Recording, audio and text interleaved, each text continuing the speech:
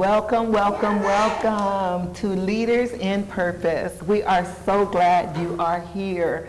Leaders in Purpose, CCSI, Caring Community Social Intelligence. We're going to talk about depression today. Before we get started, we're going to have a moment of silence to recognize our ancestors and those who've given their life for us, and then we'll start.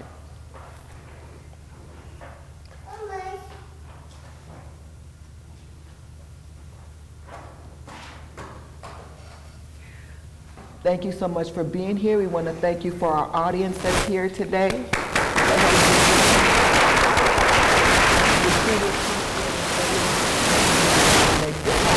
We're also going to thank Mr. Theodore, Mr. Thaddeus.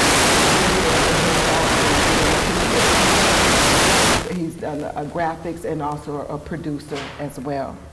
We're going to start off with the City of Wellness. Queen Afua, the City of Wellness affirmation. Within my body temple, I am a city, complete within myself. I am a city with 7 lights. When lit, they empower me. The more brightly fed in body, mind, and spirit, the higher my frequency, the greater my ability to heal myself. I restore myself to my highest capacity of wellness. I am a city of wellness, vibrant and alive, from a microcosmic individual to a macrocosmic global citizen. I dispel disease city to city. I light up this world. I rise. And that's by Queen Afua. You know, sometimes we don't shine and vibrate as high as we want to. And when that happens, we need some help. And we have some mental health professionals here who's going to help us with that. Mr. Larry Duncan, we call him Brother Larry. Yes. And your African name, Brother Larry? Akusi Ajima. Yeah. And this is Mrs. Joy Mobetta Netta. Okay, and we have both. We're going to have the male and female perspective. And then the gentleman here, Mr. Mike Notes, he is going to bring the question. He's going to talk about depression. He's a musician, but he's also like you and me. And he's going to talk about depression from a personal standpoint, from expression to from expression to, how do you go from expression to healing and restoration? Depression to expression. How do you go from depression to expression? And then we're going to have have our mental health therapist, Brother Larry. He's a licensed independent mental health professional as well as a licensed alcohol and drug counselor. And Sister Mobetta, Sister Joy Mobetta Netta. Sister Joy Mobetta Netta. Honey, I feel good to the tongue. Okay, Sister Joy Mobetta Netta. She is formally, I've relinquished my licenses, but the background is in mental health and substance abuse therapy and in professional training and development. Been doing it since I was a child and then became professionally licensed to do it. So, all right. Yeah. So we thank God for our professionals that are here as well. And our brothers who can tell it like it is and not like you want it to be. Brother Mike, go ahead and tell it like it is, not like you want it to be, my brother. All right, all right. So, my name is Mike Notes. No, I do not have a name. Watch it. But, the reason why I'm here, first of all, is for my music. I am going to be April the 10th, 2020. That's also going to be my next show in Lincoln. And I'm going to be giving away my music for free. So for everybody out there, this is more about the art than it is about money. Everybody's out there trying to make a buck. I'm not trying to make a buck. I'm just trying to share my music with y'all. And if you feel like you want to pay me for it because you like it that much, then hey, cool. I love it. All right, thank y'all ahead of time for the people who will listen and, hopefully, something that you enjoy. And that brings me to my point. We all start, when we're children, we all start with expression. Children express themselves so much throughout the day. Sometimes it can drive you crazy. I got kids. I got twins, about 4 years old, so sometimes it can drive you crazy. But life is all about expression and art.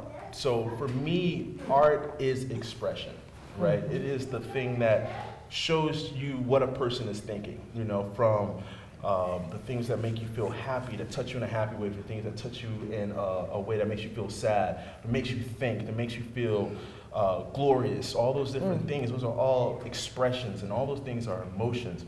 And I feel that expression itself is one of the bonds that hold us in life, you know? If you even look at nature itself, nature expresses itself. When a bird is ready to mate, it sings a certain song, right? So everything expresses itself. So I feel like this is one of the most important things in life. And, you know, for my music, myself, like my music is all about the sensual, the love, bringing that energy, having a good time, going out on Friday night and cutting loose and forgetting about work and just go dance and enjoy yourself, because that's what life is really about. It's enjoyment and enjoying everything that you have, even if you don't have much, right? So, you know, putting your best foot forward. But also too, I want to talk about life, you know, because life is not always rainbow and sunshine, like we know. Sometimes it's going to be tough. So there's going to be failures, there's going to be successes, there's going to be love, there's going to be heartbreak. And in my music, I'm going to talk about all those things. So you're going to talk about what happens when you're not able to feel that expression. Exactly, exactly. And that's where depression comes in. And before I really got into writing music, I mean, it was all about, you know, a certain song was your form of expression. Somebody said the words so well that it actually touched you, and even though I can't say those words as eloquently as that person did, they touch me. Those are my words. That is my feeling of expression. So that's what I hope that my music can bring to people. But you know, now I want to turn to that depression, to that mental health aspect of it. Is that, you know, first of all, I mean, if you look at mental health in itself, depression, it affects over 264 million people that have been diagnosed. Estimated over 300 million people who have not stepped forward and said anything. That's a huge number worldwide, right? Out of that, 800,000 people commit suicide per year from a mental health problem that they have not been diagnosed, or that people couldn't figure out to help them with, right? Or they just didn't have access to get help at all, right? Out of that, it's the second leading killer amongst people from the age of 15 to 29. That's our future. Wow. That is our future. So I'm 30 years old, and I've had my own personal experiences myself. And so we're talking about a 15-year-old person, you know, wanting to commit suicide because of the way they feel. That's crazy. That's a big number. And it's such a young age. You know, at 30 years old, I realize now that 20, I didn't really understand anything. 30, I'm just now learning about life. So, you know, how do you get from expression, how do you get from depression to expression, right? So I want to give people an idea, right? Because the mind is so complicated. That's the hardest part, is getting someone to understand where you're coming from when you're in depression. That's the hardest thing, right? So the way that someone explained it that was so awesome, I mean, it resonated with me, was that they explained it as a muscle sprain, right? So now let's consider like you are, let's consider your ankle, right? Yeah, I don't know how many people play basketball, pickup games, you know, or just played sports, walking down the road for goodness sakes, and you roll your ankle, right? You hurt your ankle in some kind of way. Now, the first thing you do, you see if you can put pressure on it. If you can't, right, you go home, you put some ice on it, elevate it. You still can't put any pressure on it, you go to the doctor. The doctor's gonna let you know, well, you got a grade 1, 2, or 3 type sprain, or your ankle's totally broken and we're gonna have to, you know, have surgery, whatever. At that point, right, what happens? They put a boot or a cast on your leg. You are able now to take all the pressure off of that leg and have it heal, right? Let's think of the mind as the same thing, right? It's your ankle, okay? And when something happens to you in life that causes emotional distress, that would be considered a strain, right? Something that knocks you off your feet, right? Now, what we're taught to do, and it's, you know, unfortunately, I feel like it's a learned behavior, and you know, we'll get into that more and more as we go along. And not all of it is learned, but I feel like for people who are dealing with a more moderate depression, it's something that's learned, and it starts when we're young. When you don't learn how to actually deal with that sprain, what happens, right? Our minds just put it to the background, you know, because we can't deal with it, we don't know what to do with it, so we just put it in the background, we ignore it, you know. And that's the same thing with your ankle, right? So if you were to roll your ankle and it hurts, but you just ignore it and you keep on walking on it, right? What's gonna happen? You're gonna re-sprain it again. You're gonna re-injure it again. So that's what happens with our minds. We put it all to the side, something happens, we re-injure it again, right? And then we don't know how to deal with that, in a healthy way, so then you put it to the side, and then something else happens, and now it just keeps on compounding and compounding, compounding, until that injury gets to a point where you know, one day you wake up, you're like, my ankle's about to fall off, right? That's your mind. So what you're saying is that we're, when our mind gets broken, if we don't get it healed, we'll go into level by levels of different kind of hurts in our mind. And I would like to ask our mental health professionals, first of all, I think that's a wonderful analogy. That's an amazing analogy about our minds being help, coming from just a regular person point of view, because that's what I am. Let's deal with that first of all. A lot of people think that when your mind is broken, that you have a demon in you, and that God has left you. And so can you address that, the question that he had about? Sure. The one about the demon in you? Yeah. No, there's, I mean, I really appreciate the information you brought to the table, because that gives us a framework of the type of issues we're dealing with and how it impacts people. But there's two concepts to think about. One is the concept of the mind, and another one is the concept of the brain. So I know that, you know, when you think about that, it sounds like it's the same thing, but in reality, the brain is the house of the mind. So when you're talking about the mind, you're talking about emotions, you're talking about a person's cognition, their ability to think, their ability to feel. That's the mind, that's psychology. When you're talking about the brain, you're talking about an organ. It's like the heart, the lungs, or, you know, whatever other organs, it's an organ. So one of the things that I've found that helps people who are suffering from depression is to understand that the brain, which is an organ, can malfunction. You really, not all brains are created equal. Not all lungs are created equal. Not all hearts are created equal. And so people can be born with challenges in how their brain functions. The chemistry of their brain can be different.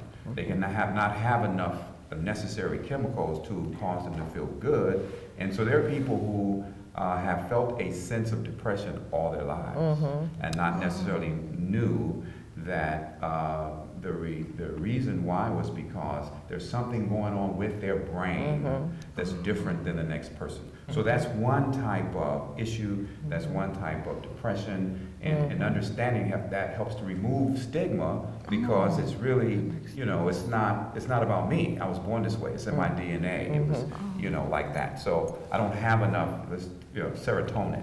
And so serotonin is that comfortable, connecting, feeling like you belong type of chemical that functions in the brain. If a person doesn't have that, then they're going to feel disconnected. They're going to feel like they don't fit, like they don't belong. They don't have that warm and inclusive kind of natural feeling. That can be a brain issue, and to understand that it's physical can help somebody in reducing the stigma. Then you have the mind. Mind is a beautiful thing, as we say. The mind is a terrible thing to waste. So, and with the mind, it's a matter of what we experience, it's a matter of social learning, it's a matter of what happens to us. And so what we do in the field now, we don't focus as much on what's wrong with you. Right. And we ask the question of what has happened to you. So then that's where it brings in what you're talking about. And people are able to process, think about, talk about the kinds of things that has happened to them that may affect how they think and may affect how they feel. And if they don't deal with that, if they don't really process that, talk about that, get a different understanding on that, if they don't express what's going on inside of them, then they give, really, I think that's a beautiful analogy. If they don't express it, then they turn it in on themselves. There you go. And that's depressing. That's depressing. That's depression. When you turn whatever it is, pain, unfortunate experiences, unhappy experiences, and you turn it in on yourself. Why me? What happened to me? Why did people do this to me? You know, those kinds of things that if I get lost in my own mind concerning those type of things, then it can result in what we would say is to be depression. So I would distinguish those two things. And the whole thing about the spiritual aspect is a whole other aspect. Our experience, I'll just distinguish those things first and then and let you take it from there, Ms. Joy. Yeah. Oh, Yes, ma'am. beautiful. Thank you. Thank you. That was excellent. That is so much, so much to glean from that. That was totally amazing. And I love this subject. One of the things that I was trying to pay attention, but at the same time, I'm going in the back of my mind trying to make sense of the life experiences I've had. I've been on this earth for a few decades. We won't count them. Nevertheless, and I would once upon a time have been embarrassed to say that I got a PhD in the subject, not because of book learning, but through buying through life experiences, and not to tell all my business out here, but I remember I got to a place one time I intentionally attempted suicide, left in a coma for 7 days, because, as you were saying, goes all the way back to the garden, if you will, from the history, the life traumas, the ongoing experiences, not being able to express it or getting somebody around to be able to hear you and feel you from where you are in your life experiences. And back in the day, in the group I grew up in the 60s, you know, don't talk, don't tell, don't feel. Shut your mouth, get up, brush it under the carpet, and you keep going. We ain't got time for that. You're too strong for that. Black people don't do that. Well, then I guess I ain't black, because some things I need in life, and it takes more than, excuse me, prayer. Prayer is important, but faith without works is dead. That's right. So you got to put some work in. That's right. And I remember throughout my life having to see a variety of therapists or counselors, but none of them got it. So I say that to say, if we're seeking out, I think especially we in the African American community, that ain't no subject that's just reserved for other groups. It's for people who are in need, who have yet to know how to express. Yeah. It's a mother to be able to tell somebody, I feel embarrassed, I feel sick, especially if you're a man. I don't mean to get in your subject, but you know, to say, well, I feel ashamed, I feel less than. Those are words that I just don't want anybody to know. Happy-go-lucky, brilliant, smart, fun-loving person, but when you close those doors, you get me behind closed doors. I'm sad, I'm depressed, I want to die. God, what's wrong with me? And it was just a series of life events, traumas, never framed correctly. Being molested as a child, I didn't create that problem, but if you're not careful, you will turn those experiences. What did I do wrong to make them do that to me? What did I do wrong to make him punch me in the eye? And if you're not careful or mindful or have somebody to reach out to who can hear you, really hear you, not turn to a page and go, okay, it looks like you got this issue, but hear you and feel you, then, you know, the result is sad. So if I just may say, and I'll get off this because I'm getting excited now, but when we do reach out, I pray that we all do it. I don't care what's going on in our lives, it's worth it to invest a few minutes of your life seeking out somebody who can be of good utility to your life, to help you stand up and comprehend where you are so you can get up and get on with life. If it don't work, it don't work. There's too many people on this earth to be limited to Susie who doesn't understand you, you know, who can feel you. Now, I'm going to try to get off of this, but I have to encourage that part. In our community especially, because we've been taught, you know, just go to Jesus, you know, you just show a weakness, and that's not it. We're all human, but we gotta pick up the ball and run with it to have a better outcome. That's true. And thank you. That's great. Not to sidestep the bomb you dropped with the whole demon thing, but, and to address that, definitely, we are three-part beings. We are spirit, we live in a body, and we have a mind, or we have soul, so to speak. So the spiritual aspect of a person, people understanding how the human spirit functions, right? How the human spirit, one of the functions of the human spirit is our ability to connect with the divine. Or the spirit, our ability to connect with the spirit world, if you will. That is a function of the human spirit, is that the human spirit has the ability to connect with the spiritual world. And the spiritual world is real. It's you know, we see the material world, we can touch it, sit on chairs and all this, that's all material. Yes. But there's a spiritual world that's real. Yes, we sir. as black people understand that I want to say probably more so than most people.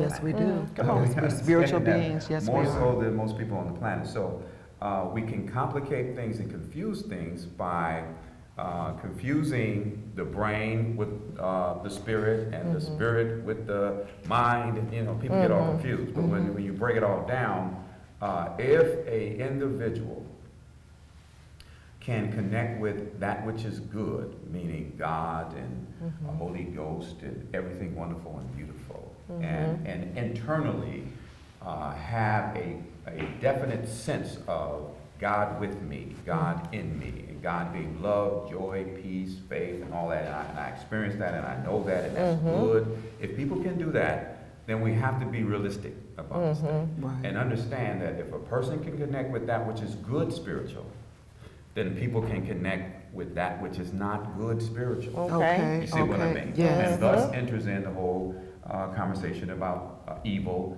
and demons and all that. So basically Okay. what we're saying, I mean, TV and movies all break down the Force and Darth Vader and all that. But the reality is there are good, light, spiritual presence, and then there is dark Yes. and not good, a spiritual presence. And people, based on proximity, based on what's happening in their family, based on familiar type of presences surrounding that family, human beings spiritually can connect with that which is not good.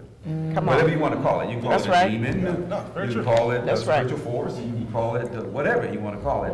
But the reality is a person has connected with something that is really not necessarily in their best life, right? It's not necessarily best for them.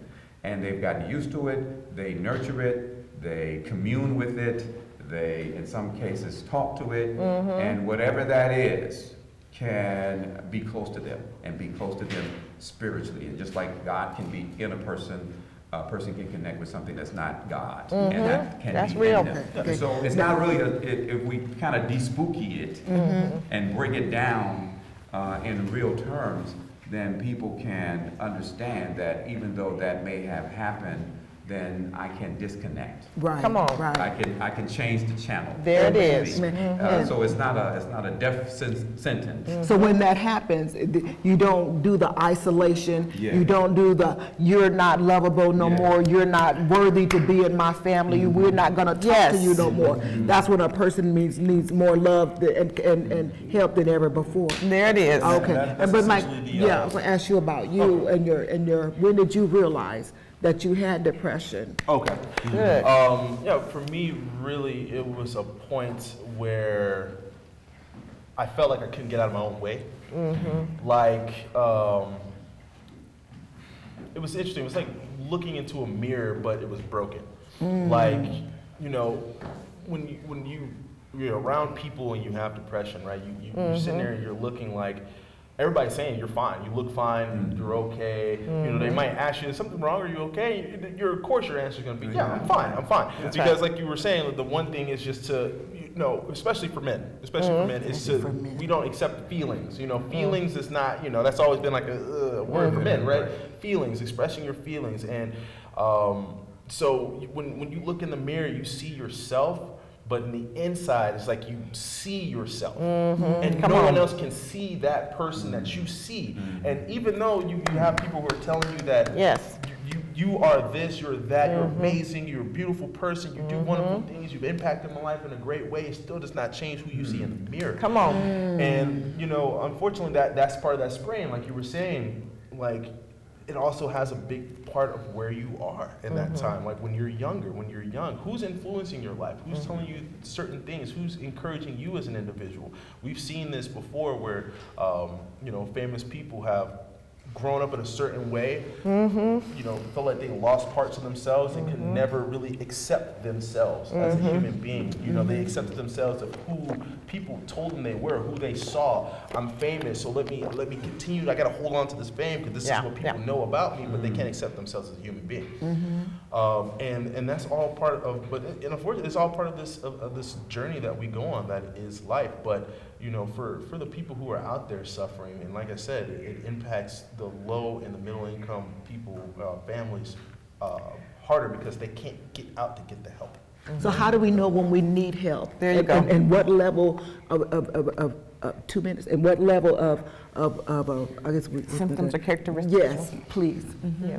Oh, well, for me, what was the question one more time? How did you know when you needed help? How did I know Yeah, when I needed help? we just have to- Really, I just felt something was broken.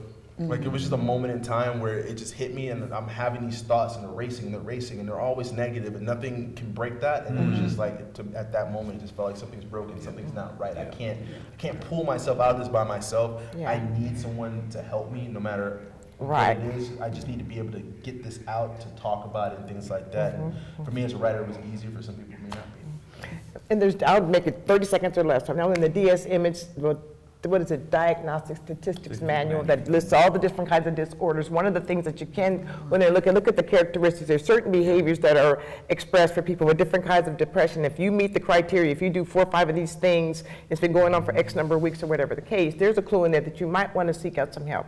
Find somebody. Go ahead, sir. I know our time is up, so I'm trying to. When we come back, we'll go ahead and let Brother Larry talk about that, and also the importance of how important it is for Black people to have Black psychologists and psychologists and mental health professionals. That's very, very important. We want to thank you so much for chiming in with us on Leaders in Purpose. Leaders in Purpose, Caring Community Social Intelligence. We're talking about depression with Brother Larry, Brother Mike, Sister Sister Joy Mo Better, honey, and myself, Miss Cece. So thank you so much.